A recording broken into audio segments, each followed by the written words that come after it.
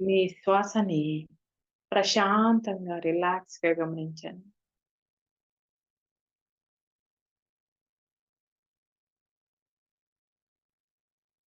లోపలికి వెళ్ళే శ్వాస, వెలుపలికి వచ్చే శ్వాస.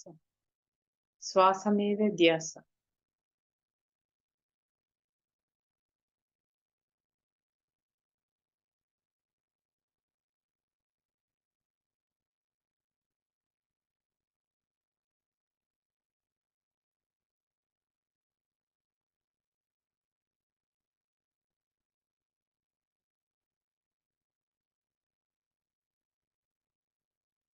శ్వాసని గమనించే కొద్దీ మీ విశ్వశక్తి నుండి మీ సహస్రారంలోకి కాంతి ప్రవేశిస్తుంది మాస్టర్స్.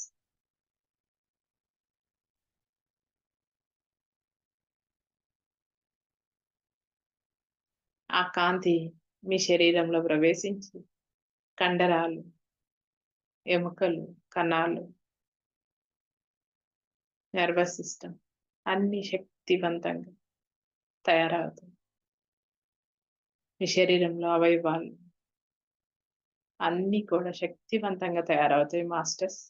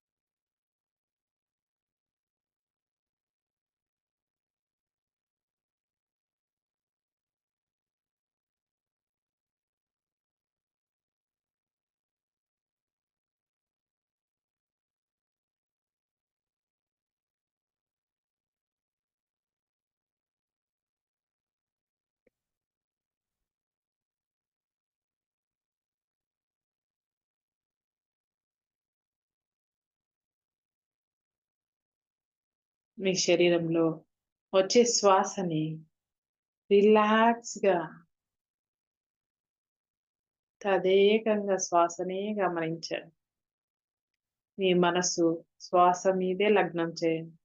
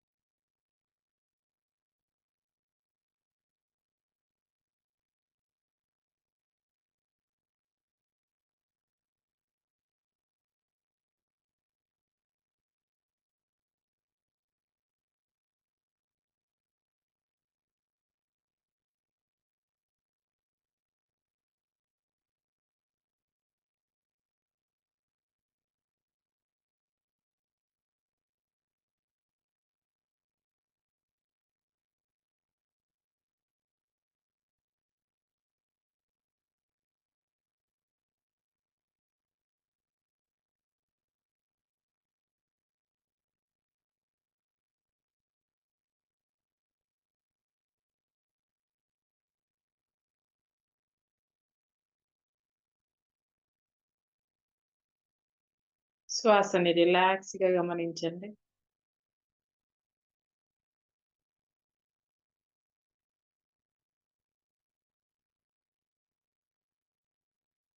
చిరునవ్వుతో గమనించండి.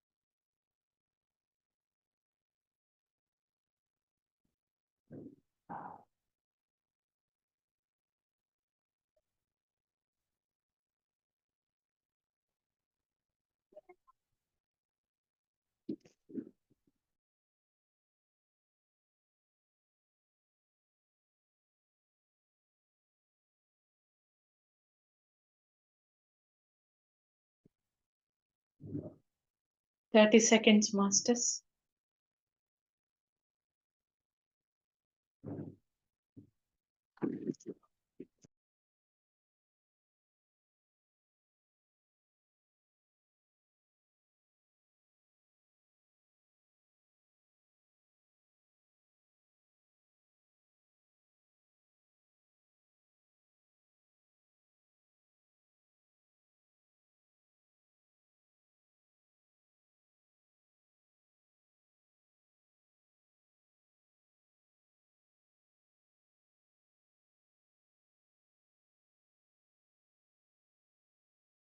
Twenty seconds masters.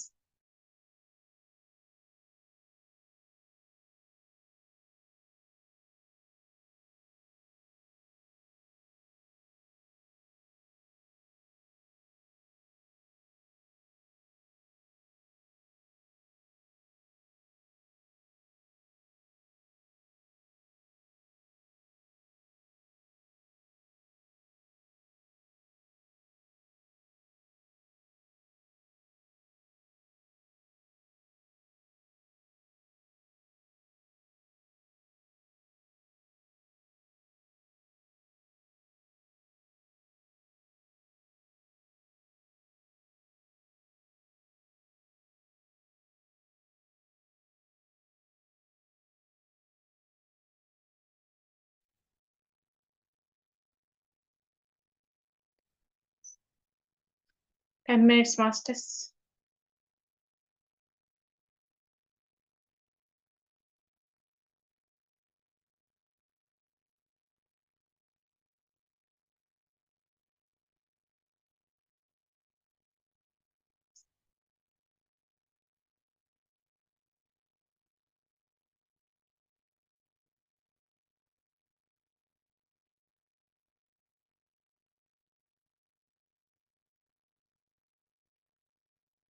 Five minutes.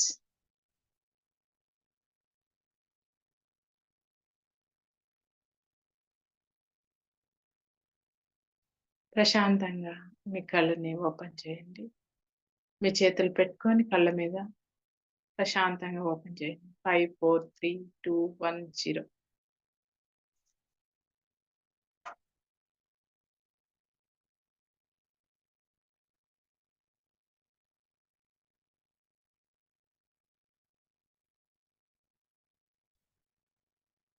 Okay.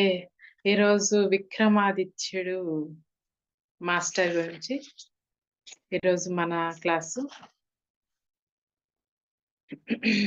Okay masters. నెమ్మదిగా మీ చేతులు 2 కళ్ళ మీద పెట్టుకొని ప్రశాంతంగా కళ్ళు ఓపెన్ చేయండి. విక్రమాదిత్యుడు క్లాస్. మీకు సందేశం ఇవ్వమని మీరు బలవంతంగా నా దృష్టిని ఇటు మరల్చారు. విక్రమాదిత్యుడిని మనకి సందేశం ఇవ్వమని మరల్చారండి.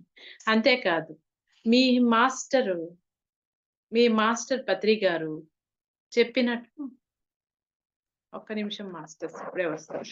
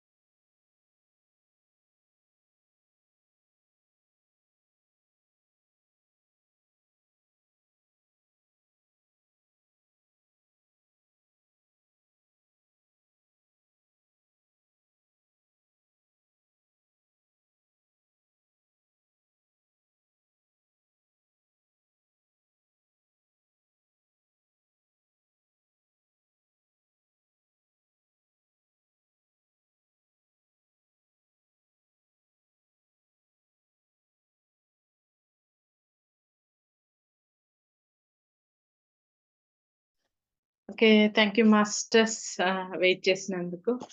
వేరే వాళ్ళొచ్చారు అందుకోసము. ఓకే. వీడియో ఆన్ చేసుకోండి ఎవరో ఒకరు.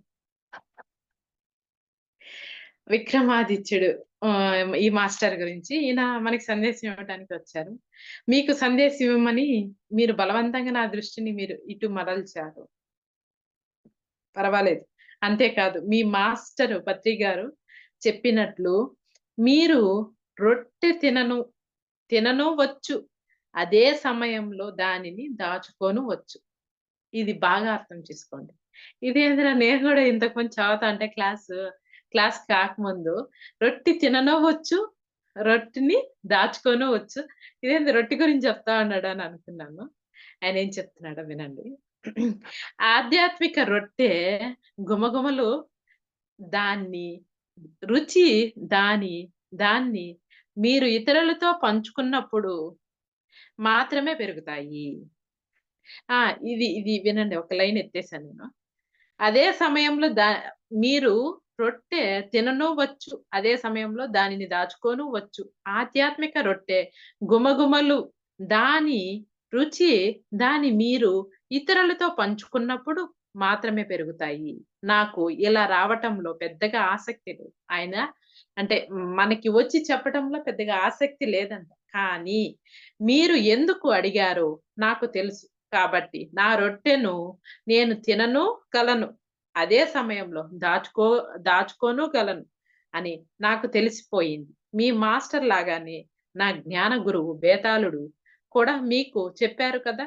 ఆధ్యాత్మికత అనే రొట్టె ఎన్నటికి సైజులో గాని, ఆకారంలో గాని, ఉపయోగంలో గాని తరిగిపోదు అని మీ పుస్తక జ్ఞానాన్ని మీ అనుభవాలను అన్నిటిని మీరు ఇతరులతో పంచుకున్నప్పుడు మాత్రమే ఆ మొత్తం సైజులోను, ఆకారంలోను, ఉపయోగంలోను విపరీతంగా పెరుగుతుంది. ఇది విషయం. ఇదే మీ ధ్యానులకు నేను ఇచ్చే సందేశం. ఆయన రొట్టెల గురించి చెప్పాడు గదా! రొట్టెని దాచుకోనూవచ్చు, రొట్టెను మనము పంచనూవచ్చు అననేసి. రొట్టె అంటే ఏందంటే జ్ఞానం. ఆ జ్ఞానాన్ని మనకు మనమే దాచిపెట్టుకోవచ్చు. లేదా ఇతరులకి పంచుతూ ఉండొచ్చు. నువ్వు ఎంత పంచుతావో అంత పెరుగుతుందే కానీ తరిగిపోదు. అది ఆయన చెప్పిన జ్ఞానం. అది నువ్వు తరిగిపోతుంది. మనం ఎవరికన్నా చెప్పేస్తే ఇది ఏమైపోతుందేమో, మనకి ఉండకుండా వెళ్ళిపోతుందేమో అని నువ్వు అనుకోవద్దు. అది రొట్టె అనేది పెరుగుతూ ఉంటుంది. కానీ తరగదు. నీ జ్ఞానము నువ్వు చెప్పే కొద్దీ పెరుగుతూ ఉంటుందే గాని తరగదు. అది ఆయన చెప్పింది. నా చిన్న రాజ్యానికి నేను రాజుగా ఉండిన కాలంలో ప్రతి దానికి మా చేత ధ్యానం చేయించేవాళ్ళు. వాళ్ళ చిన్న రాజ్యానికి ఆయన రాజుగా ఉన్నప్పుడు ప్రతి దానికి మా చేత ధ్యానం చేయించేవాళ్ళు. అది ఆధ్యాత్మిక జ్ఞానానికి సంబంధించినదైనా సరే, లేదా వ్యక్తిగత విషయమైనా సరే, లేదా రాజ్య పాలనకు సంబంధించిన వ్యవహారానికి అయినా సరే. ఈ అన్నిటి కోసం కేవలం ధ్యానం చేయటం మాత్రమే కాదు, అందరూ ప్రజలతోటి అన్ని రకాల వృత్తుల వాళ్ళతోనూ చురుకుగా చర్చించటం ద్వారా ఇవాళ నాకున్న జ్ఞానం ఏర్పడింది. ఆయన చూడండి మాస్టర్ ఎంత అద్భుతంగా చెప్పాడు చూడండి. ప్రతి దానికి ధ్యానం చేపించేవాళ్ళంట.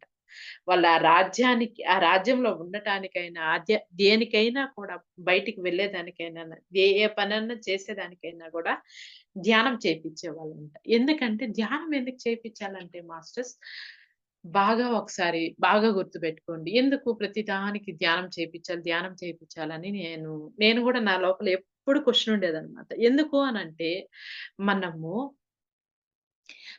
రకరకాల ఆలోచనలతో, రకరకాల మనుషులతో మాట్లాడతాం మనం. రకరకాల థాట్సు చూడండి ఇట్లా కళ్ళు మూసుకోండి. ఎన్ని థాట్స్ ఒస్తాయో మీకు ముందరకి. అదే మీకు శ్వాస మీద ధ్యాస ఎప్పుడొస్తుంది?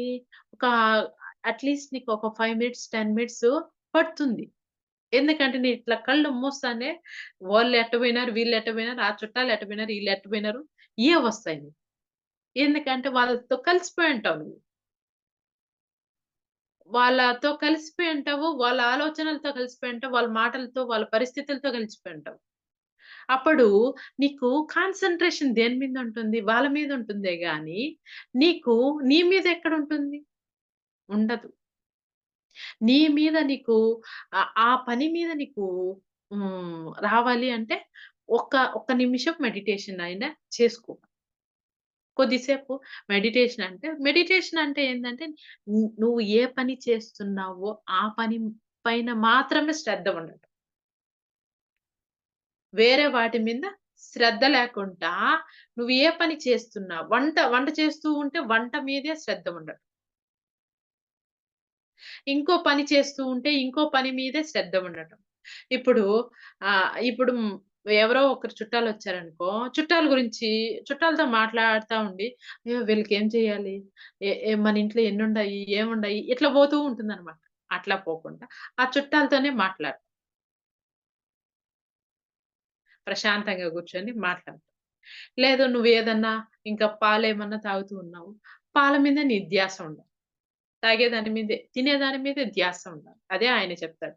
నువ్వు ఏ పని చేస్తున్నావో దాని మీదే ధ్యాస పెట్టు. అది నీకు సిద్ధిస్తుంది. అదే ఈయన చెప్తూ ఉన్నాడు విక్రమార్కుడు ఏం చెప్తున్నాడంటే ఏ పని చేయాలన్నా కూడా ఆయన ధ్యానం చేపిచ్చేవాడంట. కొద్దిసేపు ధ్యానం చేపిచ్చి ఆ పనిలోకి పంపించేవాళ్ళంట. వాళ్ళది చిన్న రాజ్యమే అంట. చిన్న రాజ్యమైనా కూడా వాళ్ళందరిని కూడా ఏ పని చేస్తున్నారో ఆ పని మీద ధ్యాస ఉండాలనేసి ధ్యానం చేపిచ్చి పంపించేవాడు. అది. కేవలం ధ్యానం చేయటం మాత్రమే కాదు, అందరూ ప్రజలతోటి అన్ని రకాల వృత్తులు వాళ్ళతోనూ చురుకుగా చర్చించడం. ఆయన చురుకుగా చర్చిస్తాడు. ప్రజలతో చర్చించడం ద్వారా ఇవాళ నాకున్న జ్ఞానం ఏర్పడింది. నేను చాలా తప్పులు చేశాను. అయితే నాకు హెచ్చరికలు లందుతుండేవి. చేసిన పొరపాట్లను సరిదిద్దుకోవడానికి ఉపాయాలు కూడా సలహాలు సలహాలుగా అందుతుండేవి. సరిదిద్దుకోవడానికి ఉపాయాలు కూడా సలహాలుగా అందుతుండేవి. ఆ విధంగా నాలో లోపాలను, నా తప్పిదాలను సవరించుకోవాలని ఎంచుకున్నాను. ఆయన చూడండి చాలా పొరపాట్లు చేశాడంట ఆయన. చాలా పొరపాట్లు చేసినా కూడా మాస్టర్స్, మనం ఎన్ని పొరపాట్లు చేసినా కూడా ఏందంటే ఒక ధ్యానం చేస్తూ ఉన్నామంటే, మనం ఎక్కడ చేస్తూ ఉన్నామంటే, మనం ఎక్కడ మిస్టేక్స్ చేస్తున్నాము, ఏం చేస్తున్నాము అనే ఎరుకనేది వచ్చేస్తుంది.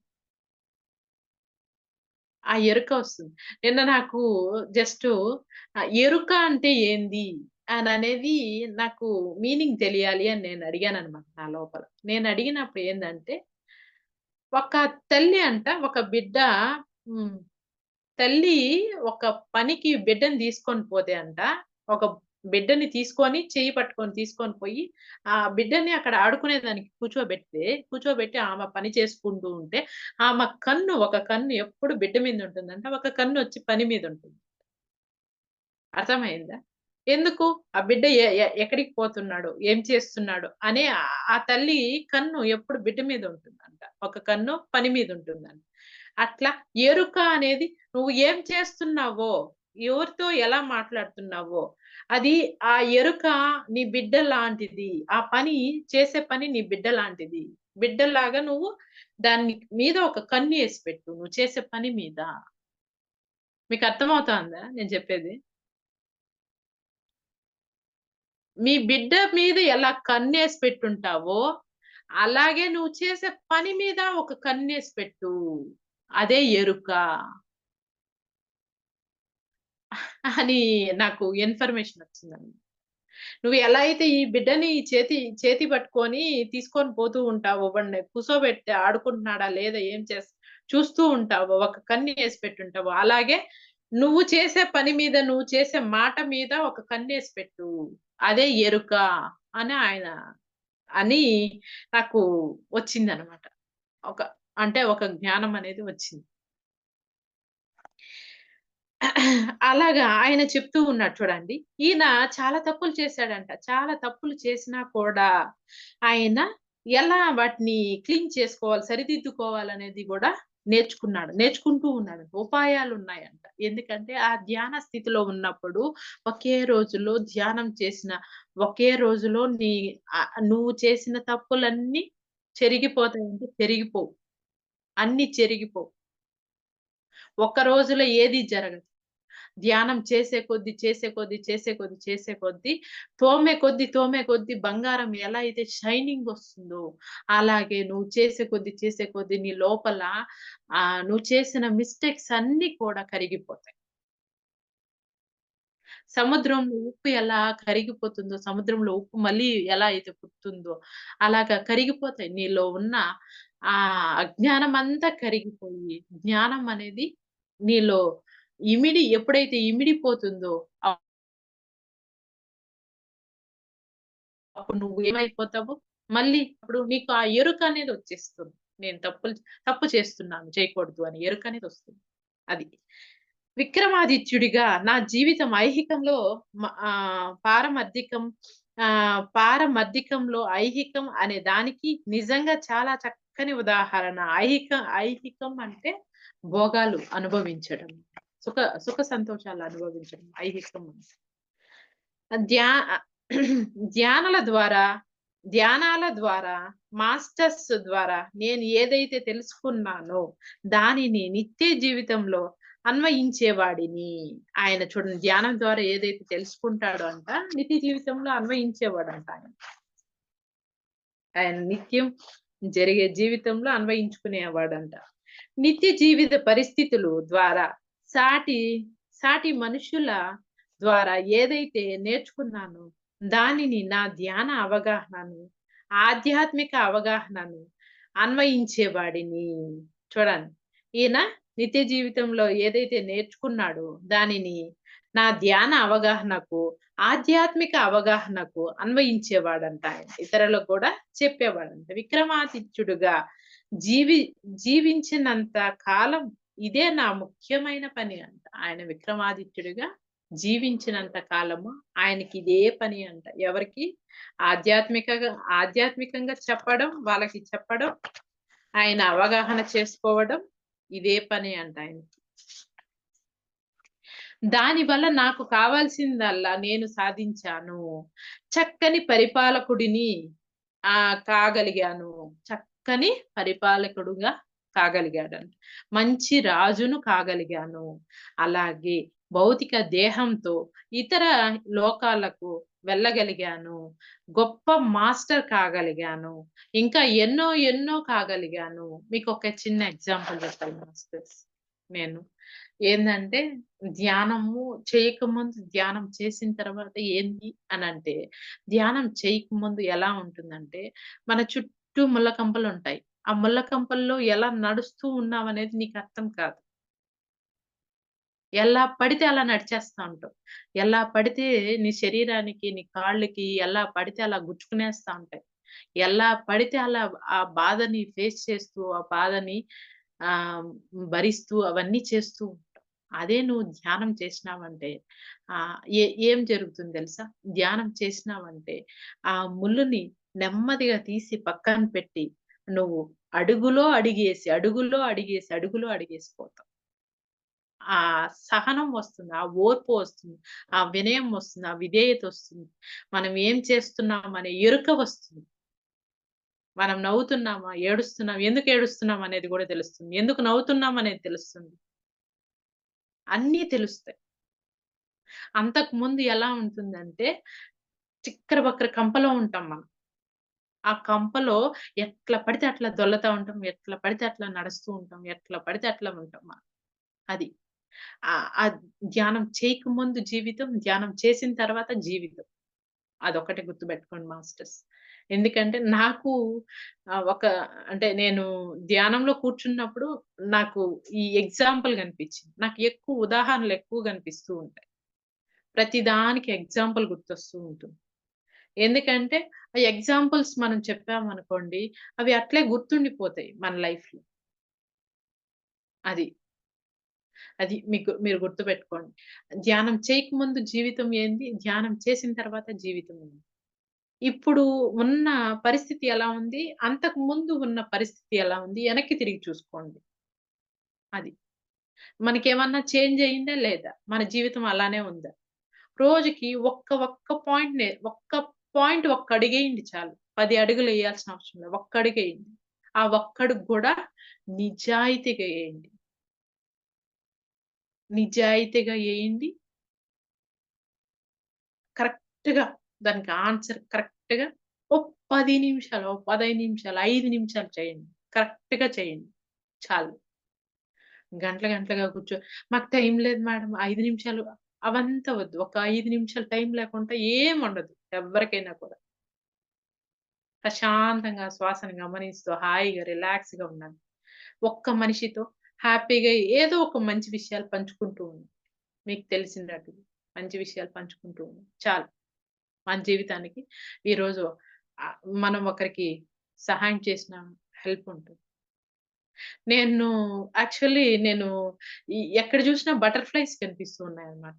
ఆ బటర్‌ఫ్లైస్ లాగా ఎలా అంత అంత అద్భుతంగా బటర్‌ఫ్లైసు కలర్స్‌ని ఎలా తెచ్చుకుంటున్నాయి? ఇలా ఆలోచించండి. ఆ గొంగళి పురుగు ఎలా ఉంది? ఆ బటర్‌ఫ్లై ఎలా అయింది?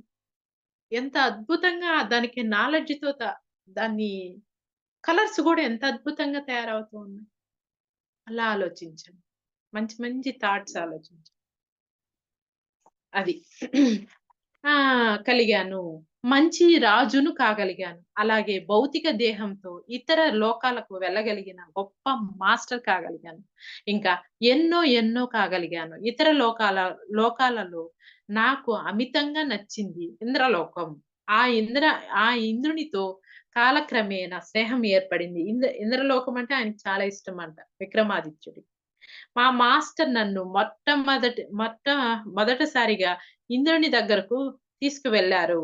తర్వాత నేను భౌతికంగా అక్కడికి వెళ్ళటం నేర్చుకున్నాను. చూడండి భౌతికంగానే ఆయన అన్నీ, అన్నీ తిరిగేస్తూ ఉన్నానంట పైన లోకాలన్నీ కూడా. తర్వాత నేను భౌతికంగా అక్కడికి వెళ్ళటం నేర్చుకున్నాను. అది కేవలం ధ్యానం వల్ల మాత్రమే కాదు.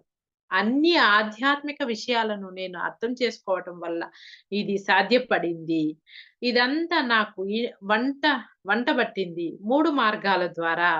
3 మార్గాలున్నాయంట ఆయనకి. ఏది దేని వల్ల వంట బట్టిందో చూద్దాం.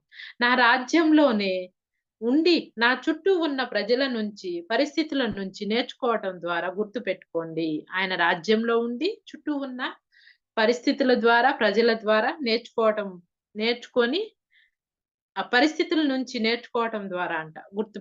గుర్తుపెట్టుకోండి. నా కుటుంబంతో, నా భార్యాబిడ్డలతో రాజభవనంలోనే ఉంటూనే ధ్యానం ద్వారా నా గురించి తెలుసుకొని అర్థం చేసుకోవడం కోసం మాత్రమే కాదు. ధ్యానం అనేది కంటికి కనబడుతున్న ఈ సృష్టిలో రకరకాల ఏర్పాట్లు ఎలా ఉన్నాయి అని అర్థం చేసుకోవడానికి కూడా ఇతర పరిధులలో ఉనికి ఎలా ఉన్నది, ఇతర పరిధులలో ఉనికి ఎలా ఉంది అనే వాస్తవాన్ని తెలుసుకోవడానికి కూడా. ఇతర పరిధులంటే వేరే వేరే యుగాల్లో కూడా ఎలా ఉంది అనేది తెలుసుకునే దానికి గూడా అంట మాస్టర్స్. మాస్టర్స్ నేను మాస్టర్స్ నుంచి నేర్చుకోవడం ద్వారా ఆత్మ ఉన్నతికి, పరిణితికి మార్గాలు, సాధనలు చూపించమని మాస్టర్‌ని అడగటం ద్వారా మాస్టర్స్‌ని గూడా ఆయన అడిగాడంట. ఇతర లోకాల్లో ఎలా ఉంది అనేది గూడా అడిగారంట. ఇప్పుడు మీరు అదే నేను చెప్పాను గదా! ధ్యానం చేస్తూ ఉండే కొద్దీ మన శరీరం ఆస్ట్రల్ ట్రావెలింగ్ జరుగుతుంది. ఆస్ట్రల్ ట్రావెలింగ్ జరిగినప్పుడు వేరే యుగాలకెళ్ళామనుకో, అక్కడ ఎలా ఉంది? ఏ విధంగా ఉంది? అవంతా కూడా చూడొచ్చు. చాలా చూడొచ్చు. చాలా యుగాలకెళ్ళి చాలా కూడా చూడొచ్చు. కనుక ఫ్రెండ్స్ మీరంతా నాలాంటి వాళ్ళే. నేను ఏ విధంగానూ మీ నుంచి వేరు కాదు. మనలాంటి వాళ్ళే అంట ఆయన కూడా. మన నేను మీలాంటి వాడినే విక్రమాదిత్యుడిగా నాకున్నవన్నీ మీకు ఉన్నాయి. ఆయనకేమున్నాయో అవన్నీ కూడా మనకున్నాయంట. మిమ్మల్నందరిని ధ్యానం చేయమని కోరుతున్నాను. కేవలం ధ్యానం మాత్రమే మీకు సహాయపడగలదు. ధ్యానం మాత్రమే మీకు సహాయపడగలదు. ధ్యానం పరిస్థితులు, విశ్లేషణ, నిరంతర నిరంతర ఆత్మ అవగాహన ఇవి సహాయపడినంతగా ఈ ప్రపంచంలో ఇంకేవి మీకు సహాయం చెయ్యలేవు. చూడండి. ఆత్మ అవగాహన ధ్యానం ద్వారానే మనకి సహాయపడతాయంట. అవి సహాయపడినట్టు ప్రపంచంలో ఇంకేవి మీకు సహాయపడవు. సహాయం చెయ్యలేవు. నలుగురిలో ఉన్నప్పుడు, ఏకాంతంగా ఉన్నప్పుడు మనం ఉబుసు ఉబుసుపోకు మాటలు మాట్లాడుతాను. అంటే ఎక్కువగా ఆయన ఆనందంతో మాట్లాడతాడు. దానిని ముందు వదులుకోవాలి. అంటే ఎట్లంటే ఉబుసుపోకు మాటలు మాట్లాడుతాను. ఇప్పుడు ఎలా అంటే నేను చెప్తాను. అంటే ఒక హ్యాపీనెస్ వచ్చిందనుకో, మన లోపల ఉండేటివన్నీ మనం చెప్పేస్తామనమాట. కొంచెం వాళ్ళని గూడా కొంచెం వాళ్ళు ఫ్రెండ్లీగా మూవ్ అయినారనుకో, మనం వాళ్ళతో గూడా ఇంకా ఎక్కువ ఫ్రెండ్లీగా అది చేయకండి అననేసి మాట్లాడుతూ ఉన్నా. ముందు దాన్ని వదులుకోండి. మీ గురించి మీకు మాట్లాడక మీ గురించి మీరు మాట్లాడుకోండి. మీ గురించి మీకు అర్థమయ్యాక ఇంకా మీ అభివృద్ధి జోరుగా సాగుతుంది. ఏదేమైనా ప్రతి దానికి ధ్యానమే మొదటి మెట్టు. ఇంకా నేను సెలవు తీసుకుంటాను. మీ అందరికీ శుభాకాంక్షలు. చాలా థాంక్ యూ మాస్టర్స్ అని చెప్పారు విక్రమాదిత్యుడు. ఎంత అద్భుతంగా చెప్పాడంటే చాలా అంటే చాలా అద్భుతంగా చెప్పాడు.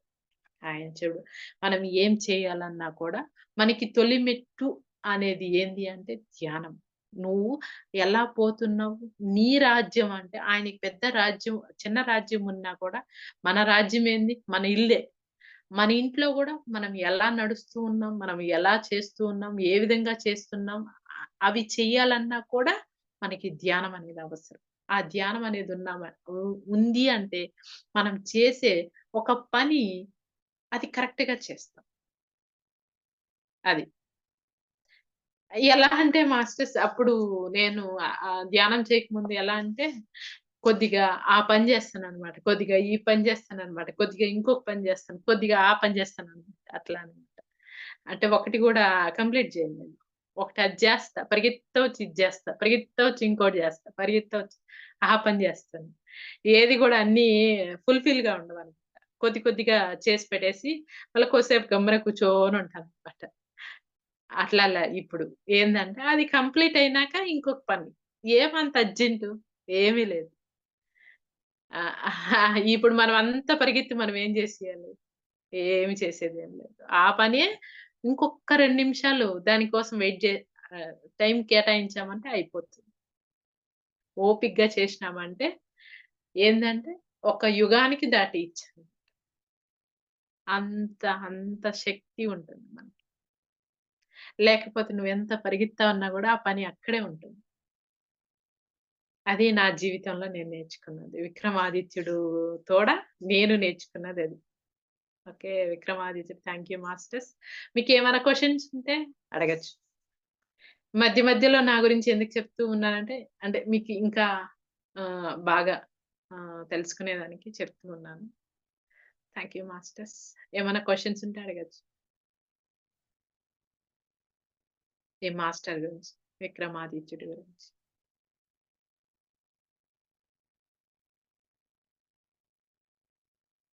Okay. Thank you masters. Thank you so much. విశ్వశక్తికి, భూమాతకి, ప్రకృతి మాతకి, పంచభూతాలకి, పంచేంద్రియాలకి, నవగ్రహాలకి శతకోటి వందనాలు, శతకోటి కృతజ్ఞతలు. నా గురువులకి పత్రిజీ సార్‌కి, మణికంఠ సార్‌కి శతకోటి వందనాలు, శతకోటి కృతజ్ఞతలు. క్లాస్‌కి హాజరైన మాస్టర్స్‌కి, నాకింత గొప్ప అవకాశాన్ని ఇచ్చిన మాస్టర్స్‌కి శతకోటి వందనాలు, శతకోటి కృతజ్ఞతలు. Thank you masters. Thank you so much. By master.